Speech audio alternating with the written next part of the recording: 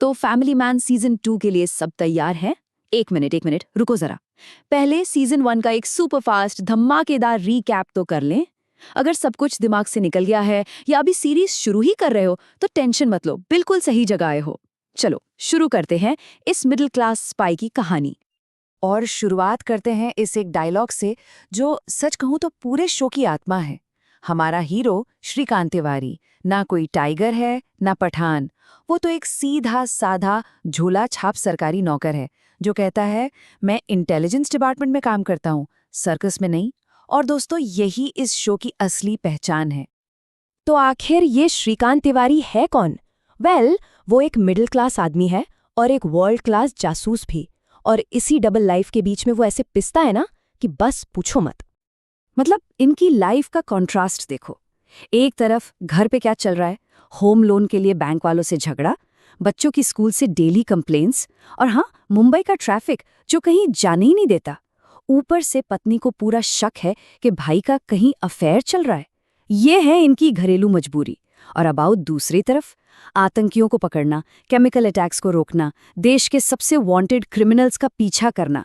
मतलब घर हो या देश, श्रीकांत तिवारी का काम सिर्फ जुगाड़ से ही चलता है। बिल्कुल बवाले। चलिए अब आते हैं सीजन के मेन प्लॉट पर।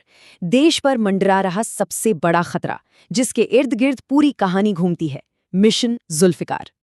अब ये प्लान इतना ही सिंपल था जितना डेडली। पहले तो ध्यान भटकाने के लिए TASC का कोची के पास एक बोट पर कुछ आतंकवादियों को पकड़वाया गया, लेकिन असली माल यानी डेडली नर्व गैस चुपके से कश्मीर में स्मगल हो गया। निशाना सीधे दिल्ली। और इस पूरे प्लान के पीछे दिमाग था पाकिस्तान के मेजर समीर का। श्रीकांत की टीम TASC इस खेल में हमेशा एक कदम पीछे रहती है।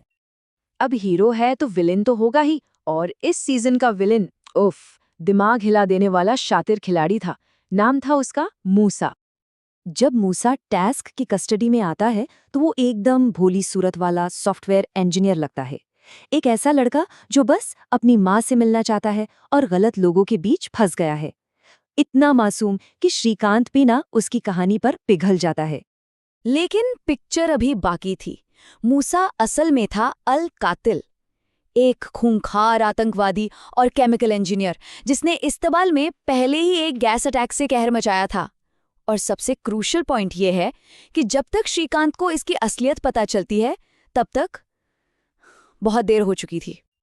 तो एक तरफ श्रीकांत भाई देश बचाने में लगे हैं और दूसरी तरफ उनके अपने ही घर में फुल ऑन महाभारत चल रही है। ये है उनकी जिंदगी का असली वेदा। जरा लिस्ट पर नजर डालिए। पत्नी सुचित्रा अपने कॉलीग अरविंद के कुछ ज्यादा ही करीब जा रही हैं। बेटी धृति स्कूल से सस्पेंड हो चुकी है। छोटा बेटा अथर्व पापा की सर्विस रिवॉल्वर को खिलौना समझकर खेल रहा है।